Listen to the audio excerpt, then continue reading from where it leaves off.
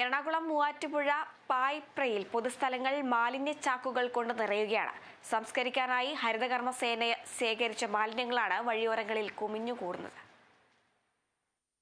ജനങ്ങളിൽ നിന്ന് പണം പിരിച്ച് ഹരിതകർമ്മസേന ശേഖരിക്കുന്ന മാലിന്യങ്ങളാണ് കൃത്യമായി നിർമ്മാർജ്ജനം ചെയ്യാനോ സംസ്കരിക്കാനോ സംവിധാനമില്ലാതെ കിടക്കുന്നത്. ചാക്കിൽ കെട്ടിയും അല്ലാതെയും പലവിധ മാലിന്യങ്ങളാണ് പലയിടത്തായി കെട്ടിക്കിടക്കുന്നത്.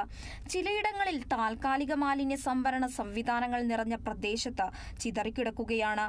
പൊടിയും അവശിഷ്ടങ്ങളും കൊണ്ട് പല സ്ഥലങ്ങളിൽ ജനജീവിതം ദുസ്സഹമായി കഴിഞ്ഞു. പൊതുയിടങ്ങളിലും മാലിന്യം കൂട്ടിയിട്ട് കത്തിക്കാനുള്ള ശ്രമങ്ങളും നടന്നു. പ്രധാനപ്പെട്ട ജനസേവന കേന്ദ്രങ്ങൾ, അംഗനവാടി തുടങ്ങിയവയുടെ മുന്നിലും വലിയ ചാക്കുകെട്ടുകൾ അടുക്കി വെച്ചിരിക്കുകയാണ്. പഞ്ചായത്തിൽ സ്വന്തമായി കേന്ദ്രീകൃത മാലിന്യ സംസ്കരണ സംവിധാനങ്ങളില്ല. പ്ലാസ്റ്റിക് മാലിന്യങ്ങൾ പുനരുപയോഗിക്കാനുള്ള പദ്ധതികളുമില്ല. വലിയ പ്രതിഷേധമാണ് ജനങ്ങളിൽ നിന്നുയരുന്നത്. മാലിന്യം കുമിഞ്ഞുകൂടുന്നത് അവസാനിപ്പിക്കണമെന്നാവശ്യപ്പെട്ട് BJP പായമ്പ്ര പഞ്ചായത്ത് സമിതി പഞ്ചായത്ത് സെക്രട്ടറിക്ക് പരാതി നൽകിയിട്ടുണ്ട്.